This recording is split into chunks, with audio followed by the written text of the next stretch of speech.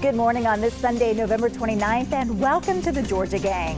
Inconsistent COVID tests forced Senator Leler off the campaign trail for a few days as the campaign money continues to flood Georgia in the Senate runoffs.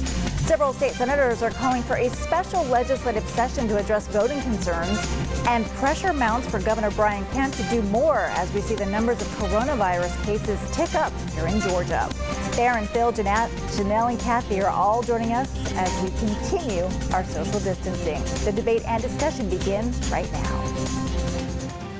From the Fox 5 studios, the Georgia Gang starts now.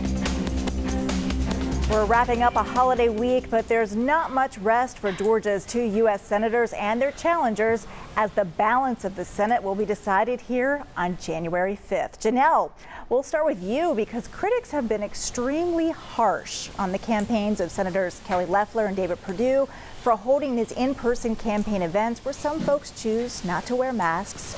This week, Senator Loeffler tested positive and then negative for COVID-19. She took a time out on the campaign trail as precaution and then headed back out. But you've been to these events, Janelle. Describe the atmosphere and really respond to the critics. Yeah, so I'm going to speak about the event that happened recently with the vice president. Prior to even going through security, they were handing out N95 masks for those who didn't have masks. They were encouraging, obviously, if you have any symptoms, not to attend. And if you're part of the critical community or people who are mostly impacted by this virus, to not to attend as well. I know Senator Loeffler and Senator David Perdue both sat apart from the crowd. They spoke from different microphones than the vice president. They were socially distanced, from my understanding, while on the bus.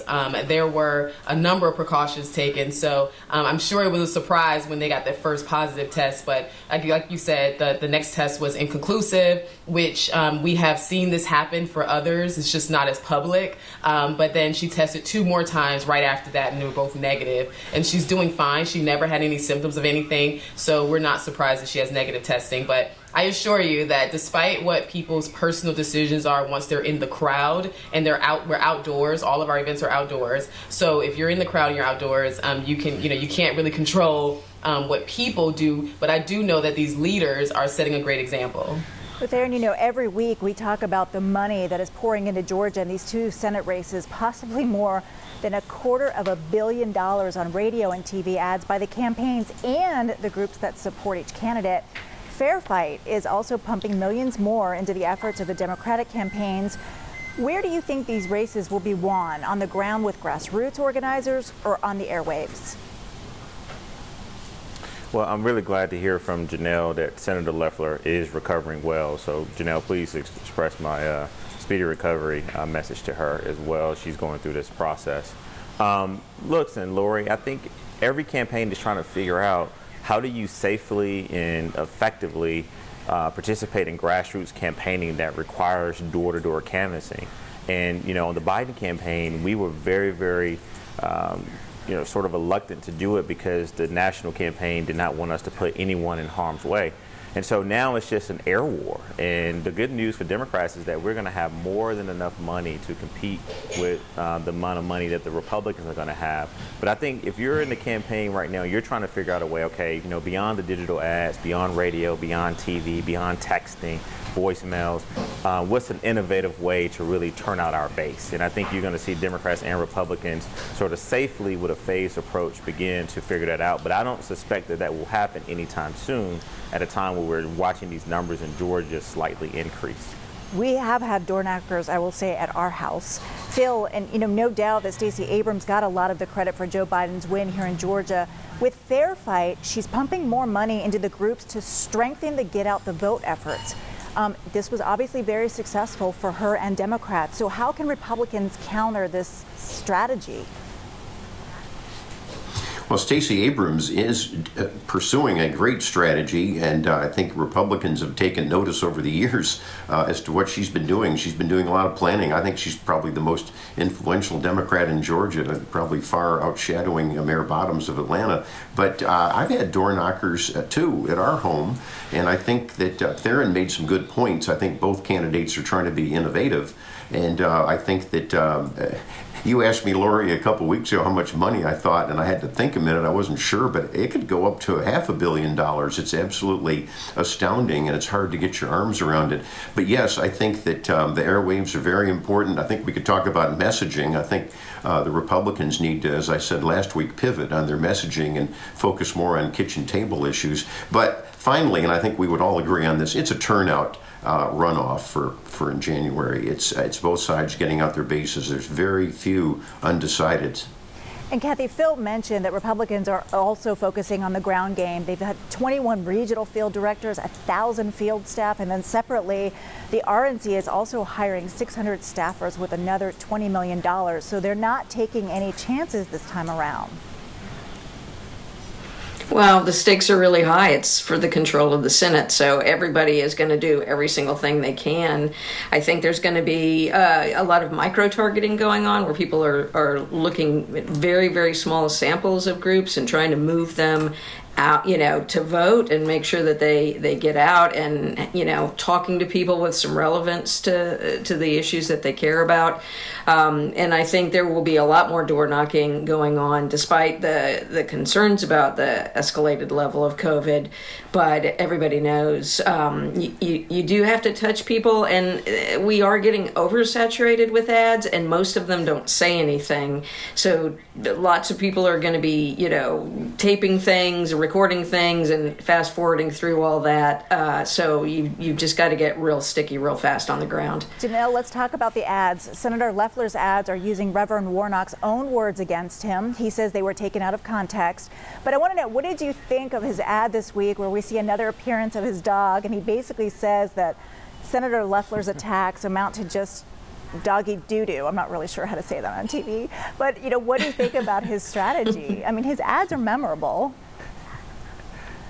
Well, I think his strategy is what we anticipated, was to show everyone the representation that he wants people to see, whereas the Leler campaign is showing him what he really is and showing the people who he really is. We're looking at his leadership style, him being a reverend. That is his profession, his own admission, and we're looking at how he leads, what's his leadership style, the rhetoric that he says, because that's who you really are. So walking your dog down the street is not a representation of you. Is what you want to present to others, whereas what we're showing is who he really is. Theron, how do you think Reverend Warnock has handled all of these attack ads? It's a different strategy. He's not fighting back with attacks. Well, what's different, Lori, is that he's sort of, for the first time, a reverend running on the Democratic side in a statewide capacity. And so what he's doing is sort of bringing sort of a faith-based message to his campaign. But let's give him credit. He's also bringing a high level of humanization, and it's funny and it's humorous. And as you said, Lori, it's memorable. And so at a time where I know that they were preparing for the attacks, and there are going to probably be more, I believe that everyone I talk to, whether you're going to vote for Reverend Warnock or not, you got to agree that his ads are the best that are on the air right now, because, again, it brings that level of humanization. It's kind of staying above board. But mark my word, and Phil knows I like to make predictions, I believe you're going to probably see in the next 2 weeks, especially before early voting, the Warnock campaign is going to have to sort of start pushing back in some very concise comparative and contrast ads that will attack Senator Leler and her record. All right, Phil, Theron's tossed it to you. What is the messaging? How do you counter message what Republicans are doing, which is saying, that these are radical socialists? I mean, also for Jon Ossoff as well in the Purdue race. Well, I think the exposing the fact that they are, for various things, these two Democrat Senate candidates, everything ranging from defunding the police or switching resources from the police, or however you want to frame it, and also for big tax increases. I think that the Republican base understands that, and a lot of people in the center understand that. But as I said, I think Republicans have to pivot. I would agree that with Theron, I think I'm a big fan also of contrast ads. And so while speaking to I think breakfast table issues that are of interest to all Georgians. I think the Republicans need to do their own contrast ads that I'm for this, but he's for that, and that's bad. So I think I'm mirroring Theron's strategies and predictions here. Y'all are in the Thanksgiving spirit today, all agreeing with each other on several fronts. So we'll see what happens in the next block. We're playing nice. Coming up, another recount in Georgia, and some state senators want to see a change in the voting rolls before the January 5th runoff. We'll discuss. Have a question or comment for the Georgia Gang? Email them at georgiagang@foxtv.com. A new week brought another recount of Georgia's November election results because Joe Biden won by less than 0.5%. The Trump campaign could request a recount, and that's exactly what they did. Phil, the recount isn't likely to change the outcome. What is the strategy here? And I know you have some even more updated information on all of this. Well, that's right. Last Wednesday, we saw something that was very interesting. You remember the week before, Republican lawyers went before this judge in Georgia, Judge Steve Grimberg, and got a temporary restraining order in front of him. And the judge blocked it, but the 11th Circuit Court of Appeals overrode the judge. And what that was about, the temporary restraining order, was to actually halt the certification of the vote in this state and to compel another recount. So I think that's going to be interesting as this unfolds again. You remember I said last week I thought the judge was weak on constitutional law. I always am glad when my predictions come true and when a court overturns a bad judicial ruling. But to look at the bigger picture, I don't know if the count is going to change in Georgia, but it goes beyond President Trump. I think it goes to vote fraud and incompetence. Just in Fulton County alone, I think Attorney Lynn Wood is also going to be filing in court what happened at State Farm Arena that night on November 3rd, when all of a sudden the reporters, including our Fox 5 reporter, were told to leave. There was a water leak, and yet Attorney Lynn Wood says there's videos showing that there were no observers there and the counting continued in the dead of night. So that'll be interesting to watch. It will. And Kathy, I do want to talk about the process here. Some Republicans in the state Senate are requesting a special session, which is not likely to happen. But what do you think about this idea of requiring a photo ID to vote absentee rather than matching voter signatures? I think it's very problematic, and I think there will be a massive fight about it, because if you think of older people in your family who don't have printers, know how to use scanners. My scanner and I are not the best of friends. People who don't have good access to the internet so that they can do this on their own. That is really fraud and puts up a lot of barriers for people. And it is a problem looking for a solution, looking for a problem. We haven't seen any indication of signature voter fraud in this election, despite the fact that it's the biggest turnout we've ever had. So I think what we're looking at is some way to try to diminish people's participation via absentee ballots, and I don't think that's a good thing. Janelle, Governor Kemp was asked about the attacks on him for fellow Republicans, among them President Trump. Governor Kemp came out strong, calling the attacks baseless and absolutely absurd. Do you agree with the Republicans who are going after Governor Kemp and Secretary Raffensperger? So here's the thing. I can only speak for me, my house, my family. And when it comes to me and my husband, we're standing beside the governor. And I'm going to tell you why. Sidney Powell is an extraordinary attorney, I'm sure. And I'm not saying that what she has or doesn't have isn't strong or doesn't exist. But what I will say is that from personal experience, my husband and I both know the governor. We know First Lady Kemp, and she has prayed for me. I prayed for her, and we've had a personal moment. And that's the people I do know. And so until there's anything that's actual proven against our governor, I'm standing with our governor. I'm going to continue to stand with the governor and the First Family. When it comes to Raffensperger, I kind of think that he shoots himself in the foot, our Secretary of State. And the reason why I say that is because I don't think it's so much just, what the accusations, as much as it is the lack of transparency, I think that is there, and the lack of communication. If he held a press conference once a week to kind of explain to people what's going on, or possibly, did away with this software altogether and replaced it with something else, There's so many things he can do, but it just doesn't show that there's things that are happening. Then you have Gabriel Sterling saying, on one hand, that it's impossible to match signatures, and on the other hand, he's saying that it is technically feasible to match signatures. So I just think there's a lot of conflicting information happening in the Secretary of State's office. Well, I mean, I will say, as a former journalist covering the Secretary of State, I think it has been extremely transparent. They have been holding almost daily press briefings. So, Theron, I want to turn it to you because Secretary Raffensperger acknowledged this week that the attacks have been hard on him and his wife. I mean, someone called for them to be put on trial for treason and executed.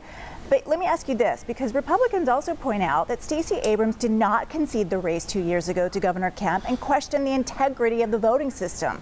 So why are Democrats criticizing Republicans for maybe doing the same thing?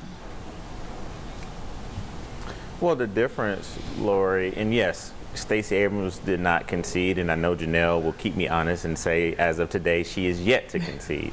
But the difference is that you remember in 2018, Stacey Abrams sort of took a few days off. They continued to collect data. They built the case. They did point out some voter irregularities, and they felt that they had some strong claims of voter suppression.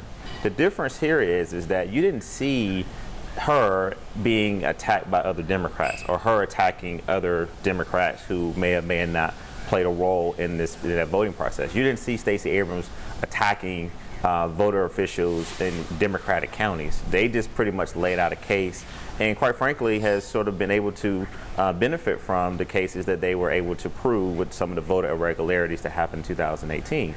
But what we're seeing with Secretary Raffensperger is, again, while I understand that he is a Republican, I do commend him, and I agree with you, Lori. You know, love or hate Gabe Sterling, the guy has been very accessible. You may not like what he told you as Republicans, but they have been very accessible. They've held a lot of press conferences.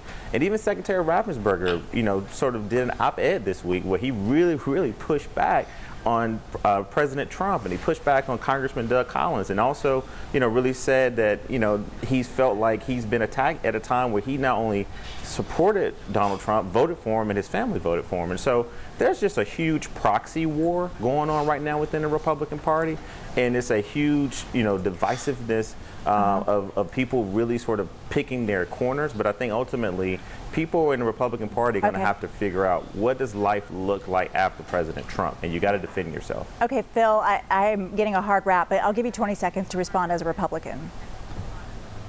Okay, I do think that there needs to be more transparency, Lori, from the Secretary Raffensperger. I think Gabe Sterling tries to do a good job, but just for example, last Monday, the State Elections Board, which Raffensperger holds, basically didn't take any public comments. They took a few, and they stupidly, in my opinion, agreed to extend these boxes that you can put your absentee ballot in, and I think that's a big mistake. It could be an invitation to ballot harvesting or fraud, and it was supposed to expire December 31st. I don't know why he extended it. All right, we'll leave it there, everyone. Thank you. Coming up, pressure mounts for Governor Kemp to do something about the rise in the number of coronavirus cases here in Georgia. Stay tuned. Join the discussion on the Georgia Gang Facebook page and watch past episodes on the Georgia Gang YouTube channel. President Trump's coronavirus task force said this week Georgia is in the early stages of full resurgence when it comes to the coronavirus and is urging state leaders to do more to mitigate the spread. Kathy, I want to start with you this block. The governor said that they're monitoring the numbers closely. Hospitals are not full right now. What more do you think the governor should do? Well, I think the governor could put some limitations on, gatherings and crowd sizes. Early on, we were talking about campaign rallies where people sort of have the choice to wear a mask or not to wear masks. I think those kinds of things need to stop right now. The fact that hospitals aren't full today doesn't mean they aren't going to be full tomorrow. And Georgia's numbers are a little bit lower than the reporting from states in the rest of the country because we don't report the antigen test results with our other numbers. So we're about 20% off, looking better than we actually are. And I think that's a problem. We know where this is going, and once you wait until it arrives, it is too late to do anything about it. And that's the problem that we've seen with this governor throughout this virus, is that he sort of waits till the problem materializes to act. And I think it's time to get a little stricter right now as we get into the next couple weeks. But Phil, let me ask you, a lot of the states that were shut down are seeing surges in their case counts. So is there credence in the argument that as soon as you open back up again, cases will just surge? And that's maybe something that we're going to have to deal with until that vaccine comes out? Well, that's the big question. And the problem is, you listen to the experts, and the experts are divided on that. But you mentioned the vaccine, and that was great news recently. And you have to give President Trump and his Operation Warp Speed a lot of credit, which he doesn't get, unfortunately, from a lot of the media and the Democrats. I think we do need to obviously keep the balance going in the state of Georgia, even though, yes, we have hot spots. Hospitalizations still are down, as we talked about, and deaths are down. I do think communities in the state need to be preparing for vaccine sites, and I think that would be very important. But you still got to keep that balance. You don't want people losing their jobs unnecessarily. Janelle, maybe some long-term effects here we're seeing. School officials are seeing a major drop in kindergarten enrollment, which is understandable as parents have looked for other options other than virtual learning in some cases. But what do you think this is going to do for the budgets for public schools? I mean, this is going to be a major issue. Yeah, I think it is as well. I think it has a lot to do as well with the fact that there are a lot of parents who are concerned about the new curriculums that are coming out. They feel that some of these curriculums are very left-leaning and not allowing room for their children who may be being taught differently or sharing other educational methods. But so I suspect there to be a decline in enrollment, not just in the kindergarten classes, but in other classes as well, as I'm having these conversations with parents. And so I do think that will impact the school budgets. But most importantly, we have to find a way to go back to a sense of normalcy. I understand that there are those who want to create more restrictions, but these restrictions are unable to be enforced without creating some type of constitutional, without invading in someone's constitutional rights. So I think that we just have to do what we did before when we first opened up, which is what the governor said, was to mask up, to limit holiday gatherings, of course, and then to follow existing health guidelines. And then that would help us get on the right track where we can get schools back open. Theron, last word here, because I really want to focus on these school budgets. I mean, when kids in all classrooms go back to school, I mean, school systems are going to have to really ramp up in terms of, sanitation and soap and hand sanitizer and all of this. So they're going to require more money, but yet enrollment will be down, and we know that their budgets are based on enrollment. So what do you see this happen? What do you see happening in the future here? Well, education has already sort of suffered a massive cut. I mean, we're talking about $1 billion that was cut from education. And so, as Janelle pointed out, and you pointed out, Lori, look, parents are really worried about the safety of their children when they are allowed to go back to school. But also, at a time where, we just can't cut any more in education, I think the state, the federal government, school boards need to figure out a way to look at alternative methods of sort of income and really see if we can move around different budgetary items to make sure that education is fully funded, because we all are living in this new norm now. And so there are going to be tough choices that administrators and superintendents are going to have to make, but we also got to make sure that the teachers feel like they're being supported as well, and which now they're going to be required to do even more as they go back to school in this new norm. All right, we'll leave it there, everyone. Thank you. Coming up, winners and losers. Janelle is recognizing 2 college students making international headlines. Stay tuned. Time now for the week's winners and losers. Kathy, I promised you could go first this week. Go ahead. Hey, my winners are the state House and Senate Democratic caucuses that elected their minority leaders for next year. House Minority Leader James Beverly from Macon and Senate Minority Leader Gloria Butler from DeKalb County just got elected. It's going to be wonderful to see their leadership.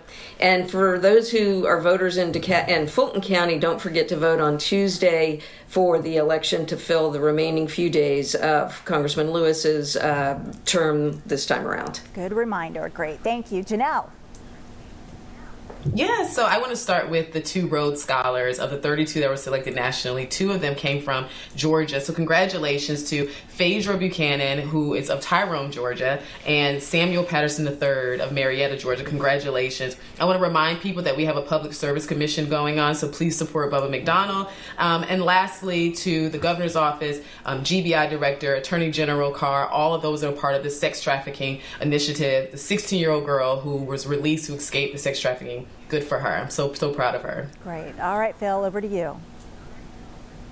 Well, I want to make his 4 winners, those 4 state senators we talked about earlier, Brandon Beach, Greg Dolezal, Burt Jones, and William Legon. I think they have a good idea. I think you could have a brief special session, especially to address at least one thing, get rid of that terrible March settlement that some GOP lawyers did with Brad Raffensperger and change that so we'd have good signature verifications on ballots. All right, Theron.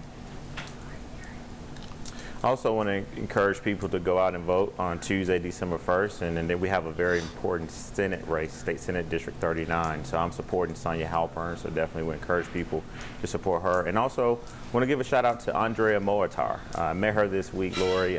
She was at the Houston's restaurant, and she's a big fan of the show, so definitely want to give her a shout out. She runs a very successful rug business here in Atlanta. That's great. We love hearing from viewers, so thank you. And my winner, Cody Hall, promoted to Governor Kemp's Director of Communications. He succeeds Candace Brose, who was named the Governor's Chief Operating Officer. So congratulations to all of you. And thank you all for joining us. We will see you again next week. Bye-bye. The opinions expressed in this broadcast are those of the panelists appearing in this program.